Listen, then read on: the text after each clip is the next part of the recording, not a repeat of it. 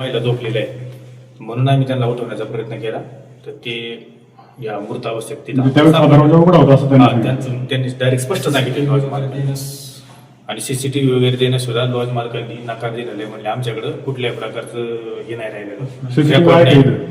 तिथे एक सीसीटीव्ही दिसते पण इथं नाही, प्रिमायसेस मध्ये नाही, प्रिमायसेस मध्ये दिसत नाही.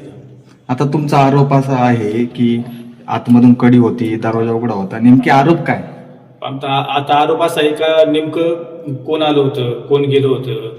मग समजा महिला आतमध्ये झोपलेली आहे तर मग कडी का उघडली. तुमचा असा संशय आहे की आतमधून कोणी बाहेर आले कडी उघडून? असं आम्हाला वाटतं. सगळं दिसतंय ना स्पष्टपणे का दरवाजा उघडा होता म्हणून असं वाटतेच ना आम्हाला. जर एकटी महिला असेल तर आतून कडी लावूनच झोपणार आणि मग दरवाजा उघडा कसं काय. बरं मग यांना कळलं तर मग यांनी दरवाजा वगैरे तोडायला पाहिजे ना त्या महिलेचा. समजा बाहेर काढायला महिला अजून का उठली नाही, मग दरवाजाची कडी तुटलेली नाही किंवा अशा कुठल्याच गोष्टी ज्या गाड्याला वाजते दिसत नाही. स्पष्टपणे ते सरळ दरवाजा उघडून एंट्री अशी त्यांची झालेली आहे. दरवाजा उघडा होता म्हणूनच ना. काय घातपात वाटतोय? नाही आता पोलीस त्यांचा तपास योग्य प्रकारे करतायत. त्यांच्या नंतर ती काही माहिती तुम्ही पाहिले नेमकी तुम्हाला काय वाटतंय? आता ह्या माहितीनुसार तर आम्हाला जसं तुम्ही बोलताय तशा पद्धतीने वाटतंय. पण आता पोलीस मध्ये त्यांचा तपास चालू आहे. योग्य तपासामध्ये योग्य माहिती पुढे येईल, त्यानंतर ती कार्यवाही करतील. कारण आम्ही त्यांच्या सीसीटीव्हीची विचारणा केल्याच्या नंतर त्यांनी आम्हाला डायरेक्ट सांगितलं की आमच्याकडे कुठल्याही प्रकारचे रेकॉर्ड नाही आणि सदर जिल्ह्याचा जो मालक आता हा जो दरवाजा थोडासा घाबरून किंवा घाबरल्या अशा अवस्थेत किंवा थोडासा काही कोणाचा धाक असल्यासारखा तो बोलत होता. त्याला आम्ही विचारल्यानंतर त्याने मध्ये काही गॅप घेतला. त्याच्यानंतर त्याने त्याचं उत्तर दिलं का माझ्याकडे कुठल्याही प्रकारची सीसीटीव्हीची व्हिडिओ नाही, डिलीट झालीत मला रात्री. ही कुठली पद्धत झाली त्याची बोलायची? दाखवलं नाही आणि सीसीटीव्ही दाखवलेलं नाही अजून. आम्हाला घटना समजतात आम्ही इथं पोहोचलोय.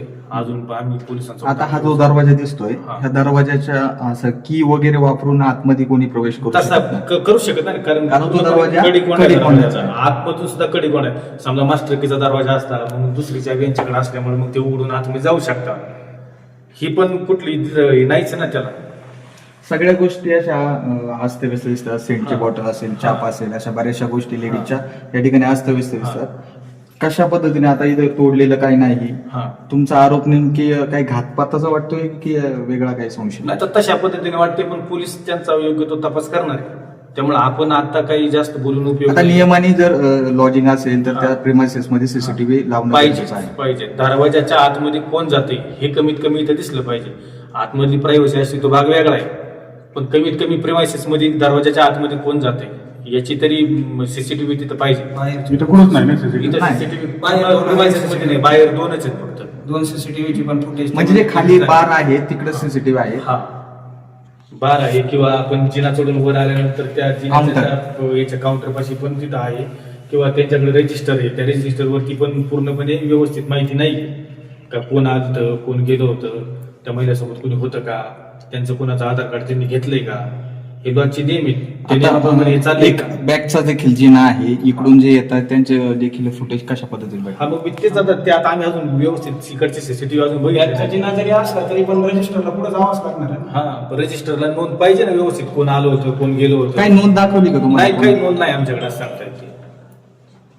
याच्यात काहीतरी फ्रॉड दिसतोय आणि याच्या आम्हाला हे भेटला पाहिजे, फक्त न्याय भेटला पाहिजे आणि कडक. बरं, त्या सदर महिलेला 9 वर्षाची मुलगी तिच्याकडे बांधणार कोणी? आई वडील तिच्यावरच होते नाही का? या सगळ्या प्रश्नांची उत्तर आम्हाला सदर मिळतील का हा आमचा प्रश्न आहे.